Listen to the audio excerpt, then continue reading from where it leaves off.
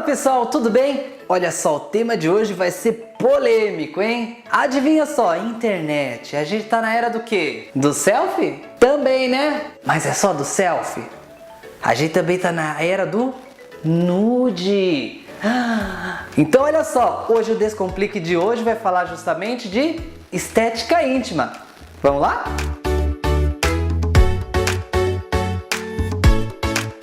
Sociedade evoluiu, tá tudo moderno. A gente preocupava-se sempre bastante em cuidar daquilo que estava à mostra, não é verdade?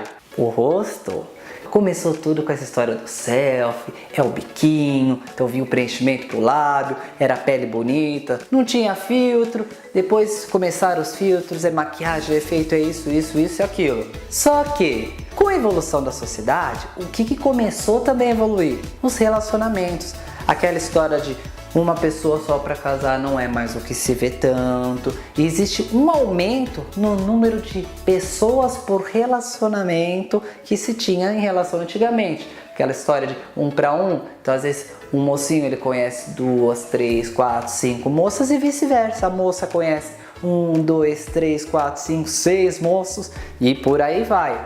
Então começou-se a preocupar-se também com o quê? Aquilo que mostrava-se num primeiro momento com aquilo que mostra-se nesse segundo momento. Sim, a estética íntima. Tem um monte de coisa que dá pra gente trabalhar nessa área que é muito promissora. E olha só, não precisa ter vergonha não. Seja você profissional de atender esse perfil público, ou seja, você que é o paciente de procurar justamente uma estética especializada nesse tipo foco tratamento. Vamos entender como que evoluiu tudo pra gente realmente chegar dentro do perfil do que seria a estética íntima feminina e também a estética íntima masculina.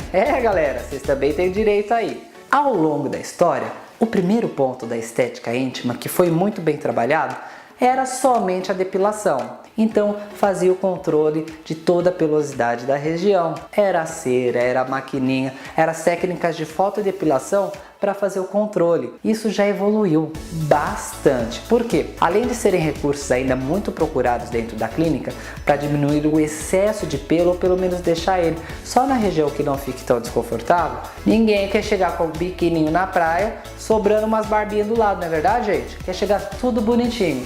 E a mulherada começou realmente a investir fundo nisso. Então, os protocolos começaram a evoluir. De tanta depilação, seja o laser, seja a cera, ou por utilizar a roupa íntima muito apertada e gerar fricção, observava-se algumas alterações pigmentares acontecendo na região. Então, um dos primeiros pontos que realmente gerou o despertar dessa nossa estética íntima é que a região da virilha começou a ter um acometimento de escurecimento muito intenso. E também esse acabava migrando em algumas outras áreas para as pessoas mais sensíveis para a região da axila. Também tinha a axila com escurecimento por essas ações pós-traumáticas. Então, por que não pensar num protocolo clareador para essas regiões? Para deixar novamente a virilha um pouquinho mais clara, para deixar a região da axila um pouquinho mais clara. E óbvio, alguns pacientes também procuram até mesmo, pessoal, para deixar a região perianal um pouquinho mais clara. Dá para deixar lá embaixo mais claro mesmo. A gente trabalha então com recursos de despigmentadores, mas pelo amor de Deus, vocês vão de concordar comigo que estamos falando de uma região que é sensível. Se é uma região que é sensível, eu não posso trabalhar com os protocolos ácidos convencionais. Eu preciso ter então peelings especializados para esse tipo de região, principalmente porque está bem próximo da área de mucosa. Eu preciso ter princípios ativos que não sejam irritantes, mas que possam realmente promover a despigmentação. Então casou-se técnicas específicas para promover o clareamento dessa área e manutenção. E isso é importantíssimo, hein, pessoal? Porque uma vez que você realmente teve uma área no seu corpo que escureceu, você precisa fazer uma manutenção para todo sempre. E a região da virilha vai precisar realmente desse cuidado.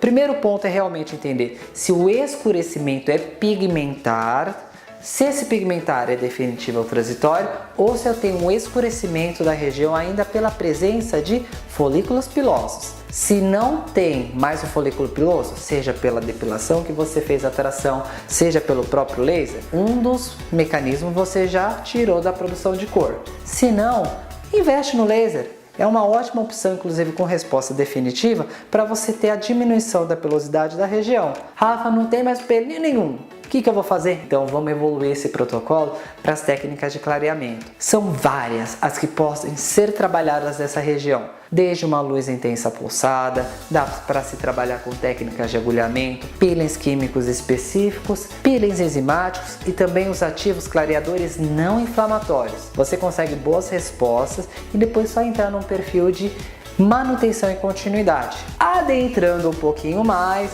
o que a gente começa a pensar? Bem, existem alterações que vão acontecendo ao longo do tempo ou por alguns desvios fisiológicos.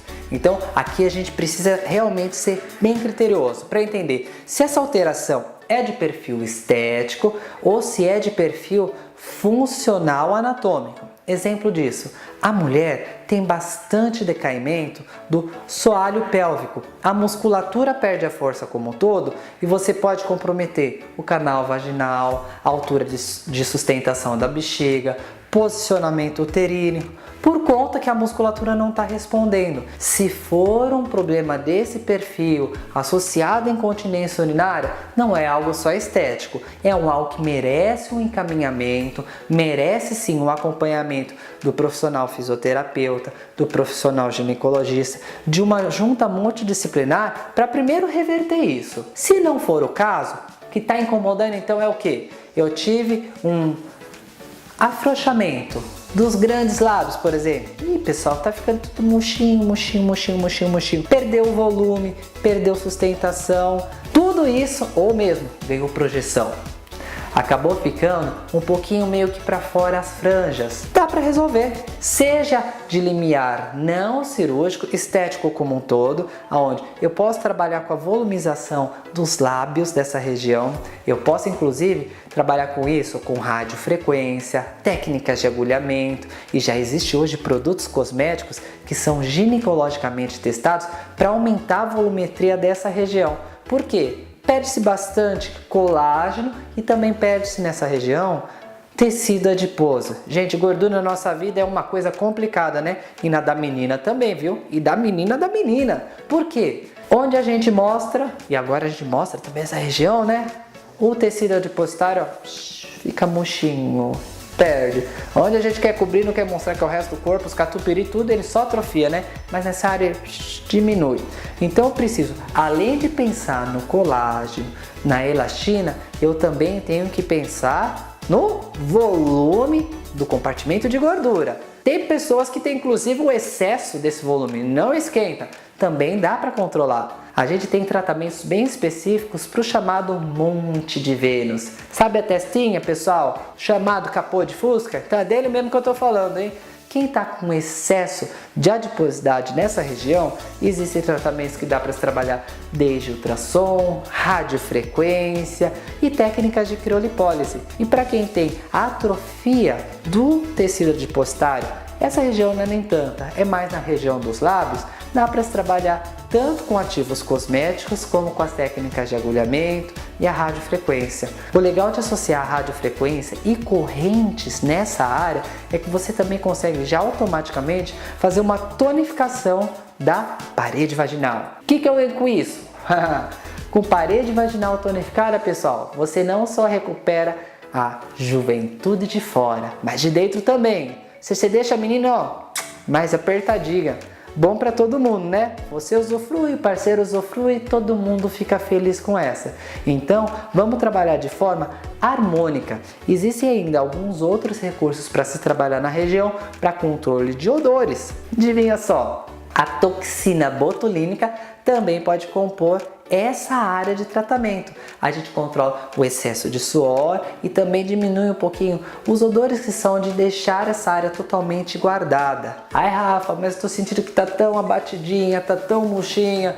um agulhamento por si só não vai dar resultado, eu perdi já muito volume, ou eu gostaria de ter um pouquinho mais de volume.